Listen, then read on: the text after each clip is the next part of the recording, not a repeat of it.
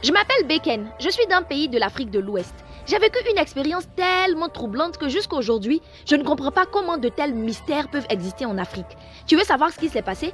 Ok, je vais t'expliquer. Mais d'abord, abonne-toi. Je m'appelle Beken, je viens d'un pays de l'Afrique de l'Ouest que je préfère ne pas citer. En 2004, en quête de succès et de prospérité, je me suis lancée dans une folle aventure. Partir au Burkina Faso pour moi aussi devenir riche. On m'avait vanté la puissance des gris-gris de ce pays et j'avais donc décidé d'aller chercher par moi-même ces personnes qui détenaient le pouvoir de transformer positivement la vie de tout individu. J'y suis allée en voiture avec deux compatriotes dont l'un vivait à Banfora. D'ailleurs, nous avons profité pour y visiter le baobab sacré de Toumousséni, un arbre légendaire de plus de 300 ans. Après cette petite visite guidée, nous avons mis le cap sur notre destination, le fameux couloir qui nous mènerait à la prospérité. Sur la piste poussiéreuse, on discutait entre nous, espérant trouver de jolies demoiselles sur la route qu'on embarquerait. Peut-être, pensait-on, qu'on profiterait pour les draguer afin de joindre l'utile à l'agréable durant notre séjour. Malheureusement, au lieu de trouver de belles burkinabés, c'est plutôt un vieux tout épuisé qui nous a arrêtés sur la route, nous demandant de le déposer dans le 3e village. Mais bon, comprenez-nous, si on prenait le vieux, on n'aurait plus assez de place pour les go, vous voyez non? Donc on a continué notre chemin prétextant qu'il n'y avait plus de place libre car on devait prendre quelqu'un à 200 mètres. Et puis, pendant qu'on roulait, un grand tourbillon est passé devant la voiture. L'ami qui vivait à Bonfora et qui nous servait de guide a commencé à s'inquiéter. Il connaissait les coutumes et les légendes du coin et pensait que c'était le vieil homme qui s'était transformé en tourbillon. On a tous éclaté de rire. Je lui ai même dit, « Toi, tu adores regarder de films de science-fiction, hein ?»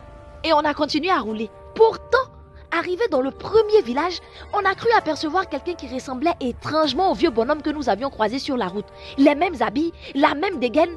On a mis ça sur le compte de la coïncidence vu qu'on avait parlé de lui tout le long du chemin. Mais après le 2e village, un autre tourbillon passa devant la voiture, tournoyant quelques instants à nos côtés avant de filer droit devant comme pour nous narguer.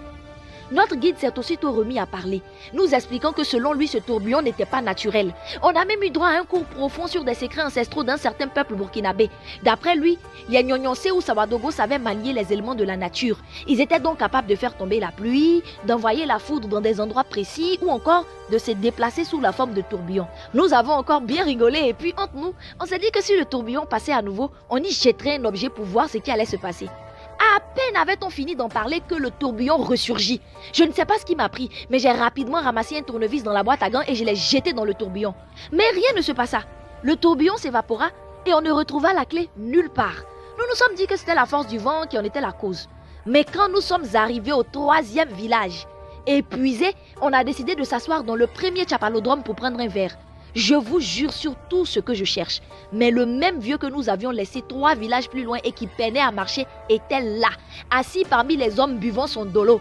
Il nous salua en rigolant et nous montra d'un signe de tête que sur la table devant lui était posé notre tournevis. Ce que tu n'as jamais vu. Faut pas dire que ça n'existe pas. Toute ressemblance avec des faits, des personnages existants ou ayant existé n'est pas du tout le fruit d'une pure coïncidence. Ah, madame.